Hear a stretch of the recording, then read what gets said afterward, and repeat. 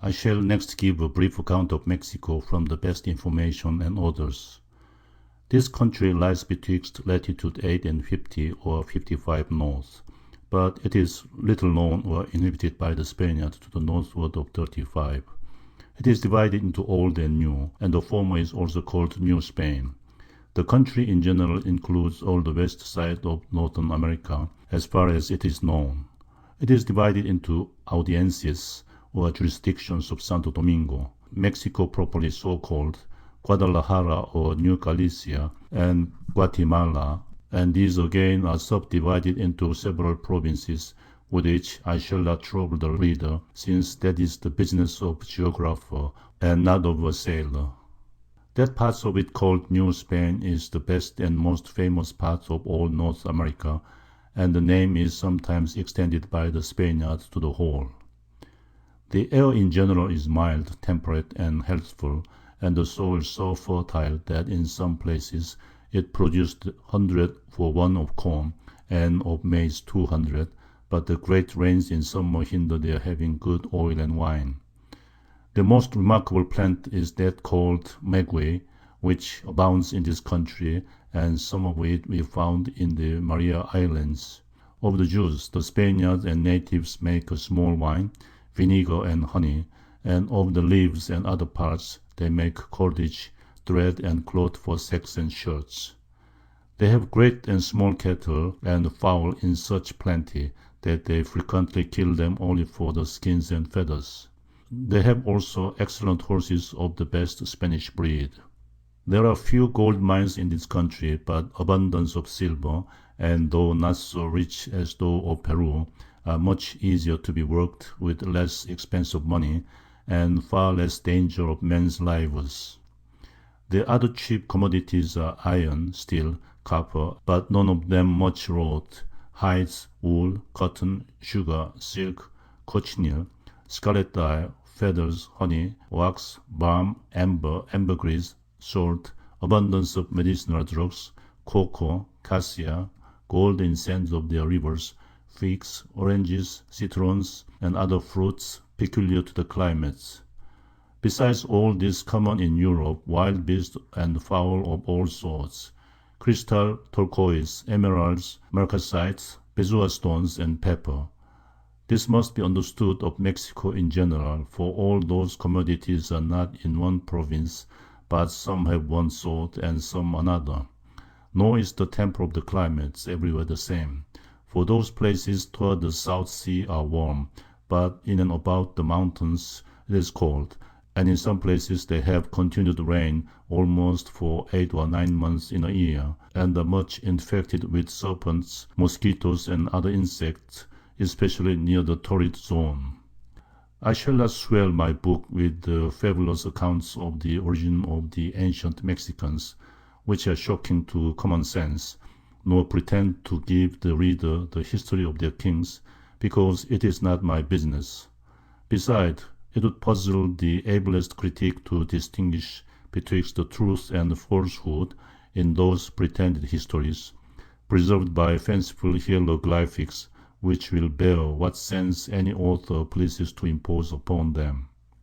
Therefore I shall only say in general that the Spanish authors who write of these countries say the kings of Mexico were very potent, that they had 25 or 30 petty kings their tributaries, that the ordinary guards did usually consist of 2 or 3,000 men, and that on occasion they could raise 20 or 30,000. That their palaces were magnificent, their temples sumptuous, and their worship barbarous, it being ordinary for them to sacrifice their enemies and sometimes their own subjects.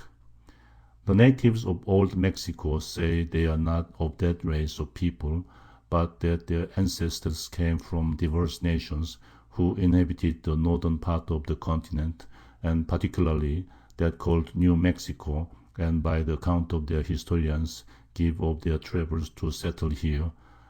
It would seem those who composed the story had heard something of the travel of the children of Israel in the wilderness, and designed to write something like it, and by calling their leader Maxi, they would make his name resemble that of Moses. It was a long time before they united into one monarchy, for Montezuma, who reigned when Fernando Cortés invaded them, was only the ninth in their catalogue. The divisions among the natives and the hatred which the neighboring princes bore to their kings made the conquest of Mexico much easier to the Spaniards than they expected, so that in the bishopric of Los Angeles and so on, there are many thousands of Indians exempt from extraordinary taxes because their ancestors assisted the Spaniards in the conquest of the country. The natives of Mexico, properly so called, are the most civilized, industrious, and ingenious. They are noted for admirable colors in their paintings, though their figures are not so proportionable. They draw them with the feathers of their cincons, a small bird which they say lives only upon dew. They make use of certain characters instead of letters of the alphabet, by which they have preserved some fragment of their history. The Spanish governor of Mexico, our author says, with much difficulty got it out of the hands of the natives, with an explanation in their own language, and had it translated into Spanish. The ship in which it was sent to the Emperor Charles V being taken by a French ship, the manuscript fell into the hands of the Andrew Thevet at Paris, from whose heirs our Hakluyt, being then almoner to the English ambassador, purchased it. Sir Walter Raleigh got it translated into English, and the learned Sir Henry Spelman prevailed with the purchase to get the figures engraven. They represent princes and others in several postures, and bring down the history from the year 1324 to the beginning or middle of the 16th century, or thereabouts.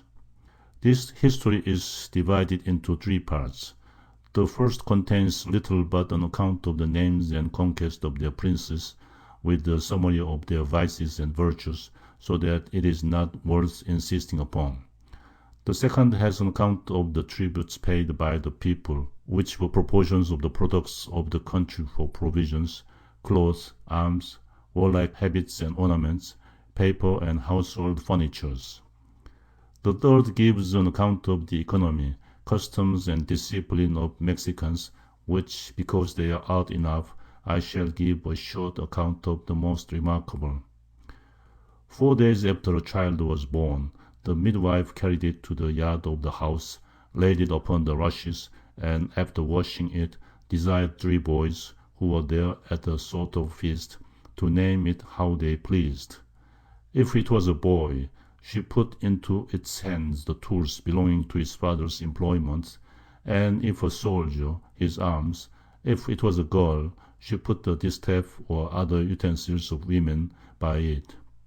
If the boy was designed for the church, they carried it to a temple in the present when of a sufficient age, and left it with the high priest to be educated, and if designed for war, they carried him to an officer to teach him the use of arms. The parents corrected them by blows, or pricking them with needles made of maguey trees. The father pricked the boys, if unlucky, all over their body, and the mother pricked her daughters only in the fist. When the boys were pretty well grown, they tied them hand and foot, and laid them in muddy water naked a whole day, and then their mothers took them out and cleaned them at night. When a maid was to be married, the marriage maker carried her on his back to the bridegroom's house.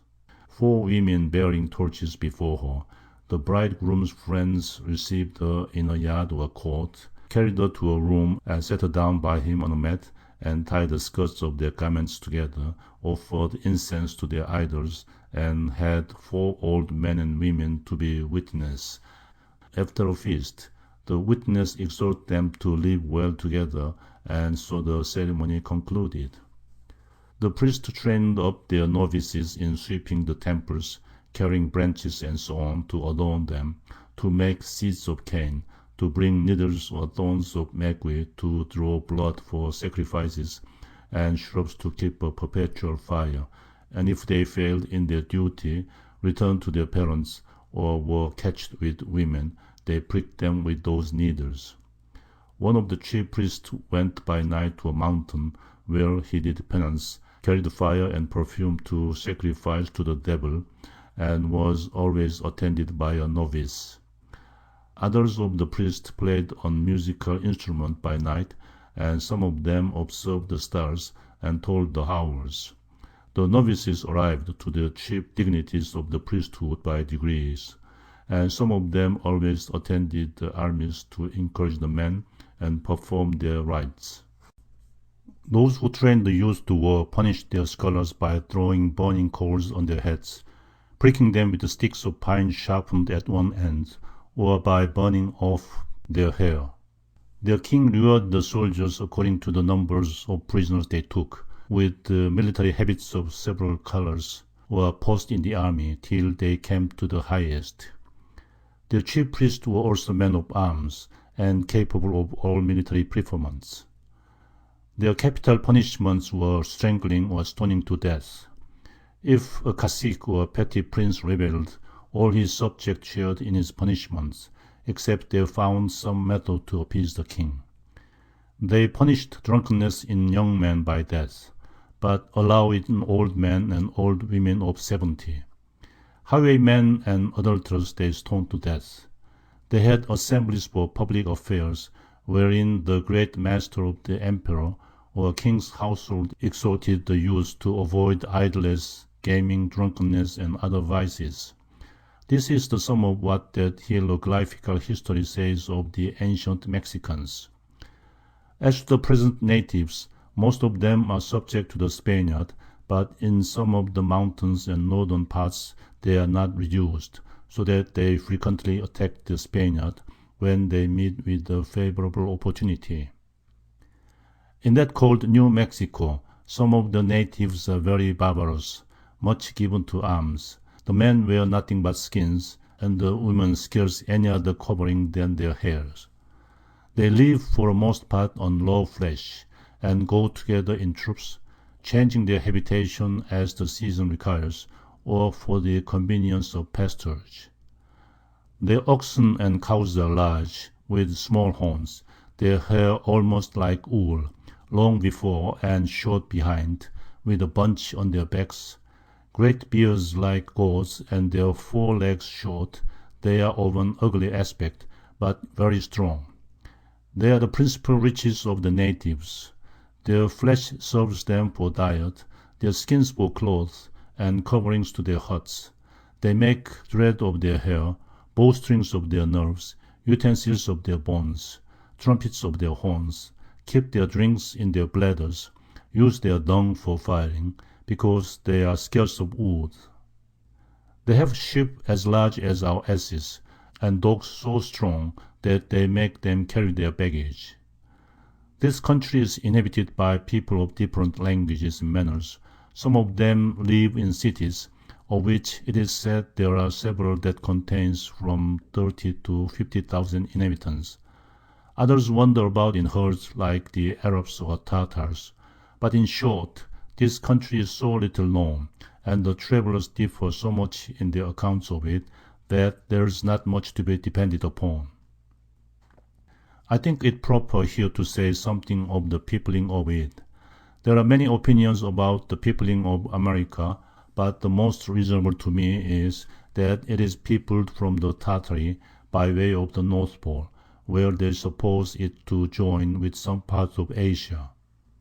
This I think very probable, because the Spaniard, who came yearly hither from Manila or Luconia, one of the Philippine islands in the East Indies, are forced to keep in high latitude for the benefit of westerly winds, and have often sounded, finding ground in latitude 42 north in several places of the ocean betwixt the East Indies and America, which makes me conclude that there must be more lands, though none of them, as I have heard of, ever saw any continent till they fall in with California in about 38 or 39 north latitude. I have often admired that no considerable discoveries have yet been made in south latitude from America to the East Indies. I never heard the South Ocean has been run over by above 3 or 4 navigators, who varied little in their runs from their course, and by consequence could not discover much. I give this hint to encourage our South Sea Company or others to go upon some discovery that way, wherefore ought we know they may find a better country than any yet discovered. There being a vast surface to the sea from the equinox to South Pole, of at least 2,000 leagues in longitude, that has hitherto been little regarded, though it be agreeable to reason that there must be a body of land about the South Pole, to counterpoise those vast countries around the North Pole. This I suppose to be the reason why our ancient geographers mentioned a terra australis incognita, though very little of it has been seen by anybody. The land near the North Pole in the South Sea, from California to Japan, is wholly unknown, although the old maps describe the Straits of Anian and a large continent. It is but imaginary. For the Dutch themselves, that now trade to Japan, say they do not yet know whether it be an island or joins to the continent. Gemelli having been in this country in 1697, who is the latest traveller that has published anything about it, and his accounts being in the main confirmed to me by our Spanish prisoners, I shall give a brief hint of what he says, especially of what he relates to the trade and provisions. Their best product is gold and silver, pearl, emeralds, and other precious stones. He saw the silver mines of Pachma, 11 leagues from the city of Mexico. One of them, he says, is 225 English yards deep, the other 195. He adds that in space of 6 leagues there are about 1,000 mines, some laid aside, others still in use. There are many thousands of people employed to dig them. From some, the metal and water is brought up by engines. From others, the metal is brought up on men's back to the great danger of their lives, besides numbers that are lost by falling in of the earth and pestilential damps. They go down to them by notched poles, which being wet and slippery, the poor Indian slaves many times fall, and break their necks. Our author says he was in danger of doing the like, when he went to see them. He adds, the workmen informed him that from one of the veins, where near 1,000 men worked per diem, they had in 10 years dug 40 millions of silver, that 2 millions had been laid out in timber work to support it, and that it became so dangerous as the owner stopped it up. I refer to him for the manner of separating the metal from the ore.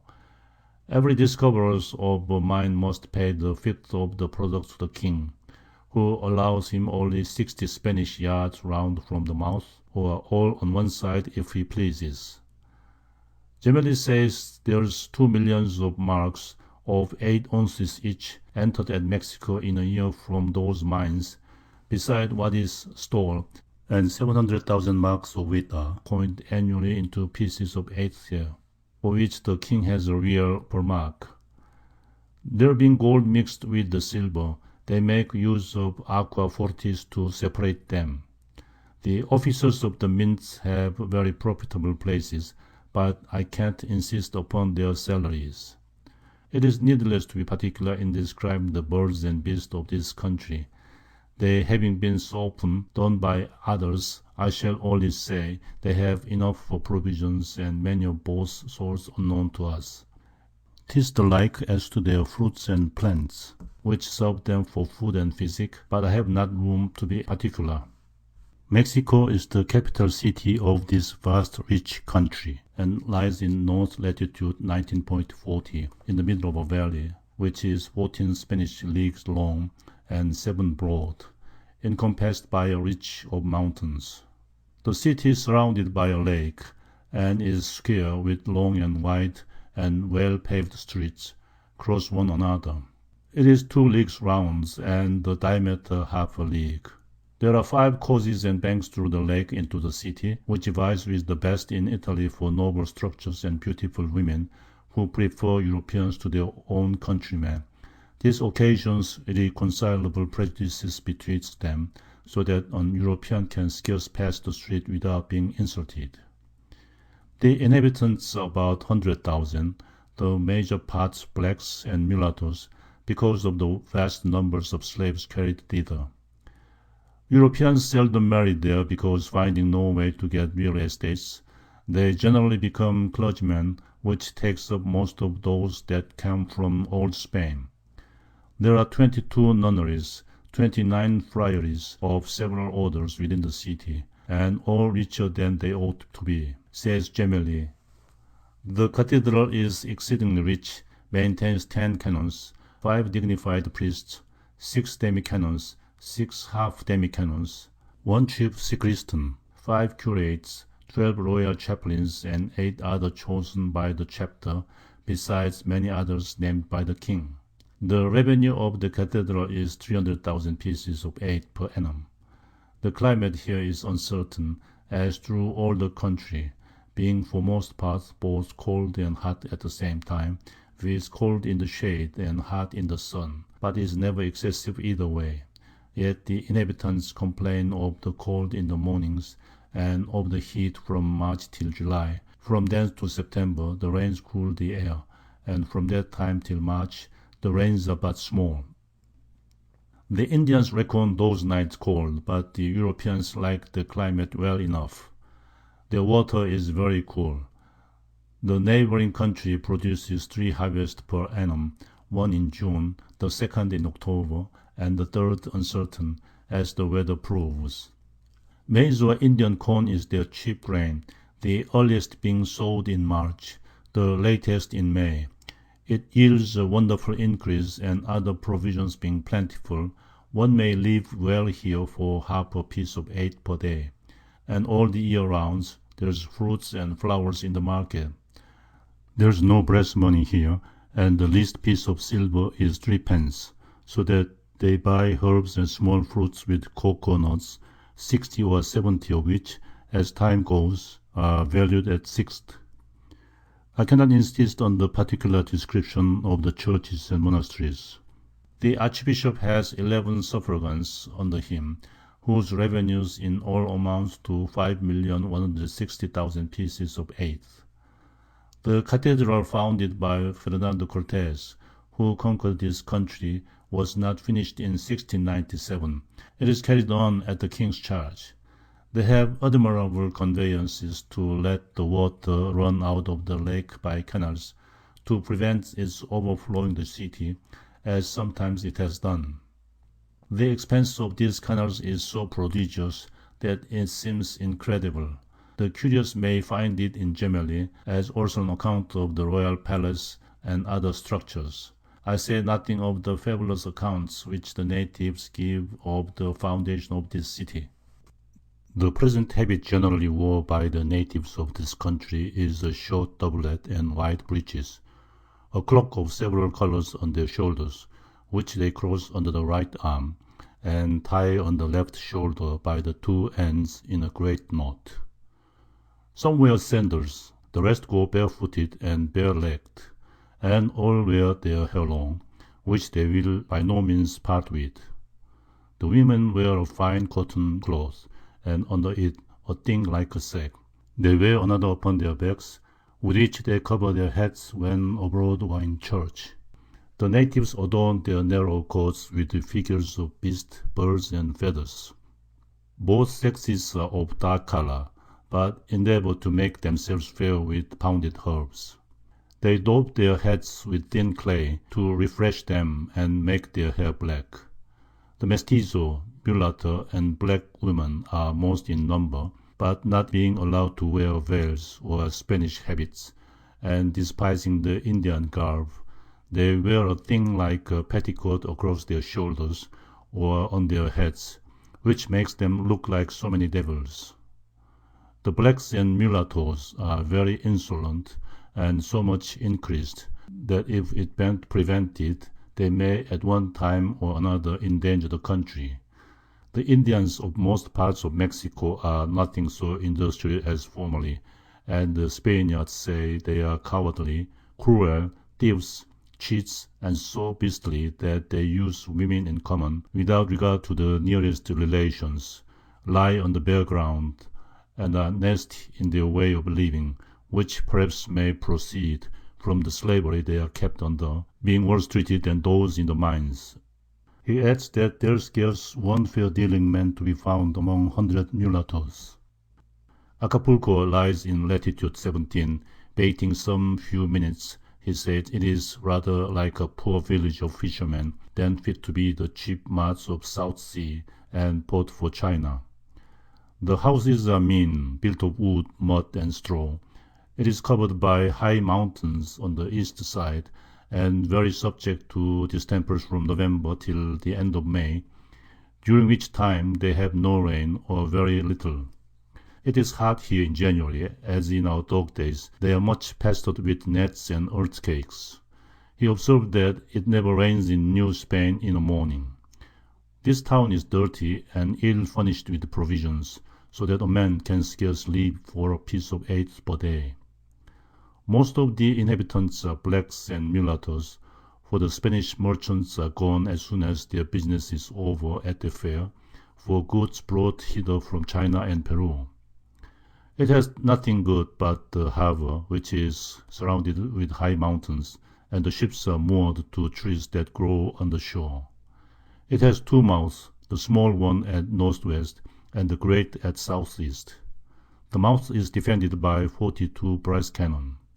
The Castellans, who is chief magistrate during the fair, has 20,000 pieces of 8 from the duties paid in the harbor, and the controller and other officers as much. The curate has 14,000 per annum, though the king allows him but 180. But he exacts terribly on baptism and burials, so that he will scarce bury a rich merchant under 1,000.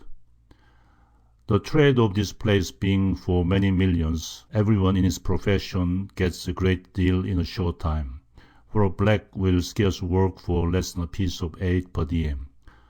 All the dependence of inhabitants is on the port, which also maintains the hospital, monasteries, and missionaries.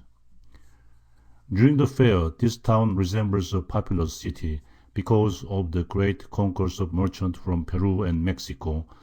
Then the miserable huts, in which there was nothing before but a few nasty mulattoes, are filled with gay Spaniard and rich merchant, and the very porters do generally earn 3 pieces of 8 per diem, by loading and unloading of the goods, and so on. But when this trade is over, the porters make a sort of funeral, carry one of their number about upon a bier, and pretend to bewail his death, because their harvest for gain is then at an end till the next year. I shall not here say anything further of the seaports of Mexico, because the reader will find them in the appendix, which gives a full account of all the noted harbors in the South Sea, but shall add that the trade of Mexico on this coast is very little compared with that of Peru, because those of the former have their goods brought to their chief ports in the North Sea directly from Europe, so that except when the 2 ships come yearly from Manila to Acapulco, they have little commerce in this sea. I must here observe that the ships which come from Manila used to be much richer than our price, for she waited a long time for the Chinese junk to bring silk, which not arriving, she came away with a cargo mixed with abundance of coarse goods. The prisoners told me that the Manila ship did often return from Acapulco with 10 millions of dollars, and that the officers never cleared less than from $20,000 to $30,000 each in a voyage, and the captain, whom they call general, seldom got less than 150 or 200,000 pieces of 8. So that it would have been an extraordinary prize could we have met with them at the time. I think it proper to observe here, because it belongs to the subject, that when we arrived at the Texel in Holland, there were 2 Spanish ships there, bound for Cadiz, and on board one of them a sailor, who told us he was aboard a large Spanish ship from Manila, when she arrived at Acapulco, very much disabled by the engagement she had with us off of California, that it was the gunner who made them engage us so resolutely at first, and forced them to continue the fight by keeping in the powder room himself, and having taken the sacrament to blow up the ship in case we had boarded and overpowered her. I was the more apt to believe this man had seen the ship, and this story might be true because he related almost every passage of the fight as I given it before in my journal. I shall also take notice here that Captain Stradling, who was taken prisoner in America when his ship stranded and came off prisoner in a French ship, some months after we left the South Sea, informed me that the corregidors of Guayaquil sent an express to Lima upon the first notice of our being in those parts, that they then apprehended us to be part of a squadron of men of war, and therefore lay still until they had certain advice of our strength, and in about 3 weeks after we took the town, they fitted out 3 Spanish men of war, which was all their South Sea strength against us. The biggest carried not above 32 guns, but they were joined by 2 French ships, one of them 50, and the other of 36 guns, and all well manned. They stopped at Paita, till Mr. Hatley and his 4 men, who lost company with us at the Galapagos Islands, being in want of provisions and having had no water for 14 days, stood in for the main, and landed near Cape Passau, almost under the equinox among the barbarous sort of people, who are a mixed breed of negroes and Indians.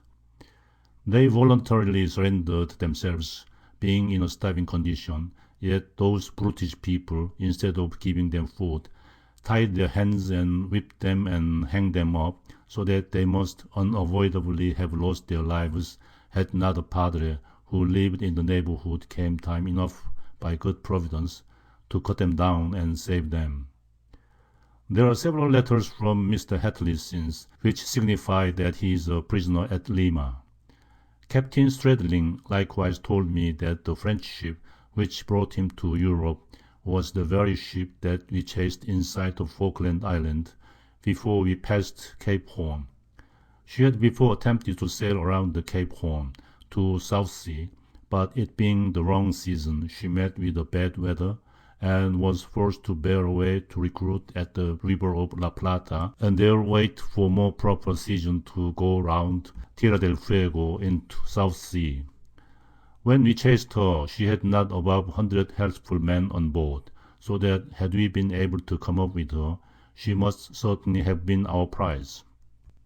Captain Stradling told me they ran their ship on an island, and afterwards surrendered the prisoners to the Spaniards to save their lives, she being ready to sink, so that the report I formerly mentioned that part of their crew was drowned in the ship proves a mistake.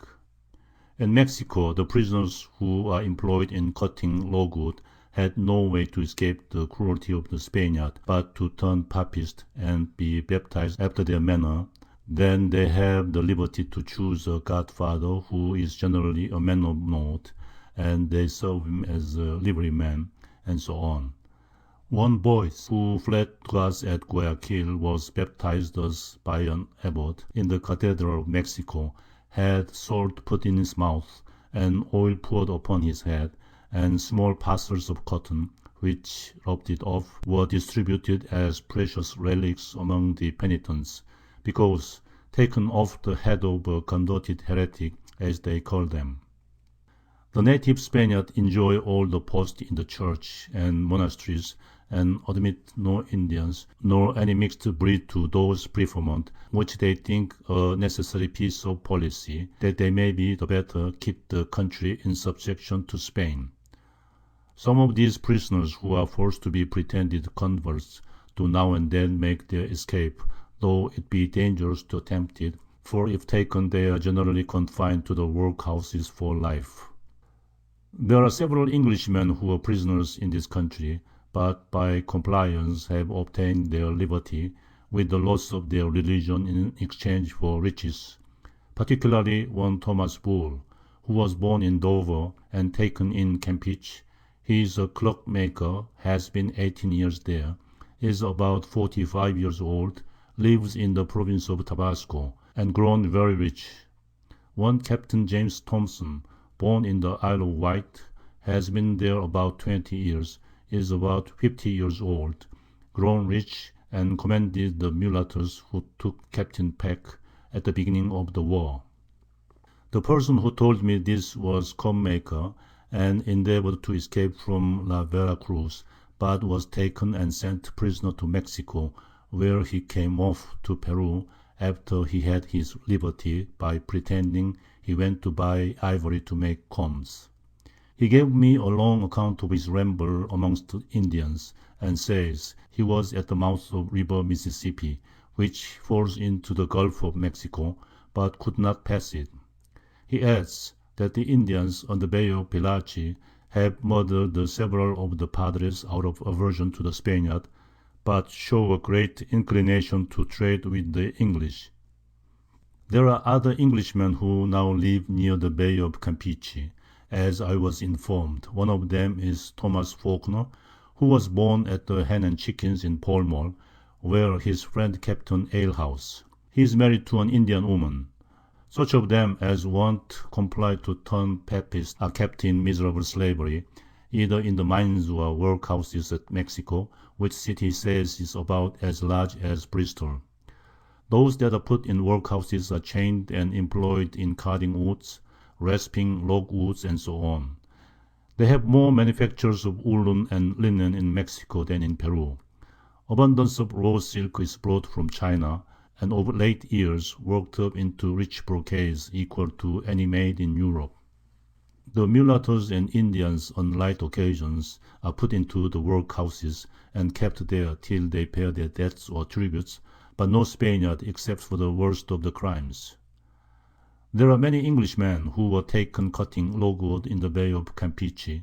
In several of these workhouses kept hard labor, and will end their days in slavery, unless their liberty be demanded by your majesty at the general peace. There is abundance of sheep in this country, which yield excellent wool, of which I am informed.